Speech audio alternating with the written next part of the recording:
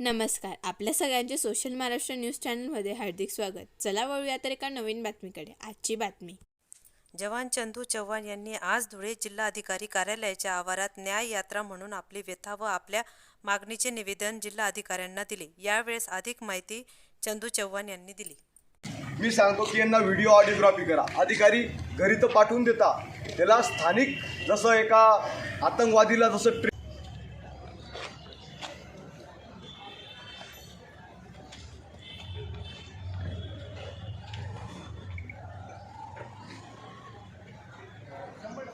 जय हिंद, वंदे मातरम.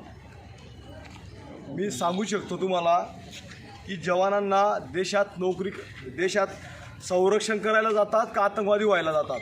आतापर्यंत आपल्या देशामध्ये 15 लाखाच्या वर जवान आहे ज्यांच्या पोटावर लात मारलेली आणि त्यांचं घर परिवार उद्ध्वस्त झालेलं आहे.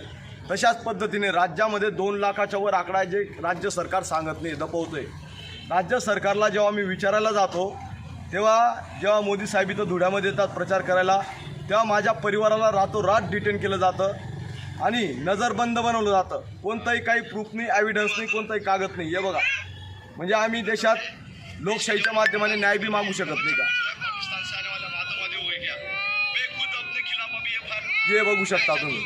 आणि त्यानंतर माझा 15 महिन्याचा बाळाचा मी कलंक मिटवण्यासाठी आलेलो आहे की मी देशात नोकरी का करू शकत नाही.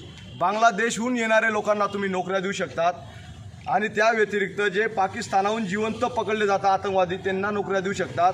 पण आपल्याच देशातल्या सैनिकाला नोकरी का मिळू शकत नाही, म्हणून ही न्यायाची यात्रा सुरू आहे आणि ही न्याय यात्रा चालू आहे. मी आता कलेक्टर साहेबांना निवेदन देतो आहे की माननीय भारतीय जवान देशात नोकरी का करू शकत नाही. हा विषय माझा की आपल्या देशामध्ये सैनिकांसोबत जे शोषण होतं, त्यांच्याजवळ माझी एक डायरी आहे. त्या डायरीमध्ये कोणी असेल कार्यकर्ता कोणत्याही पक्षाचा तर त्यांनी माझ्यासमोर लाईव्ह यावं. त्यांच्या घरापर्यंत मी त्यांना पोचवेल. ज्यांच्यापाशी आज बी माझ्यापर्यंत पोहोचायला पैसे नाही, त्यांचा परिवार उद्ध्वस्त झाला आणि त्यांनी 7 वर्ष 8 वर्ष 10 वर्ष नोकरी केली असेल तर राज्य सरकार म्हणतं त्यांना एक सर्व्हिसमॅनचा कोटा नाही आहे. का नाही आहे म्हणजे ते का आतंकवादी झाले का? बांगलादेशहून लोक येतात, त्यांना नोकऱ्या मिळतात. पाकिस्तानाहून जिवंत आतंकवादी पकडले जातात, त्यांना नोकऱ्या मिळू शकतात. पाकिस्तानाहून येणारी सीमा हैदरला नागरिक बनू शकतात आणि पाकिस्तानाहून येणारी सीमा हैदरला नागरिकत्व देऊ शकतात. आणि मी पाकिस्तानामध्ये देशासाठी 4 महिने शिक्षा घातली आणि आज मी कटोरा घेऊन न्यायाची भीक मागतोय. जेव्हा मी या महाशयांना भेटायला जातो, हे महाशय मला 100 पोलीस माझ्या मागं पाठवतात. याला पकडा, याला पकडा. आम्ही का देशद्रोहीत का? आम्ही जर देशद्रोही असणार तर आम्हाला टाकून द्या जेलमध्ये. आपल्या भारतामध्ये असे असंख्य जवान आहेत, ते आता या आंदोलनामध्ये सहभागी होत आहेत. आता ही न्याय यात्रा थांबणार नाही. जोपर्यंत हा कलंक मिटत नाही तोपर्यंत ही न्याय यात्रा चालणार आहे.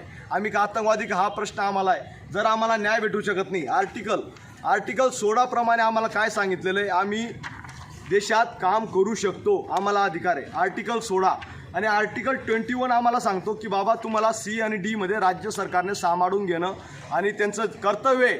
तुमचं जे आपल्या परिवारामध्ये जे शोषण होतं, परिवाराला सांभाळून घेणं. या आर्टिकल C D मध्ये मला पोस्ट स्पेशल सर्व्हिसमध्ये प्रत्येक सैनिकाला ज्यांना सर्व्हिसमधून टर्मिनेट केलं गेलं आहे त्या जवानांना घेतलं गेलं पाहिजे. म्हणून ही न्याय यात्रा चालू आहे. आता मी कलेक्टर साहेबांना निवेदन देतो. बातमी आवडल्यास चॅनलला लाईक व सबस्क्राईब करा व दररोज अशा नवनवीन बातम्या पाहण्यासाठी चॅनलला फॉलो करा. धन्यवाद.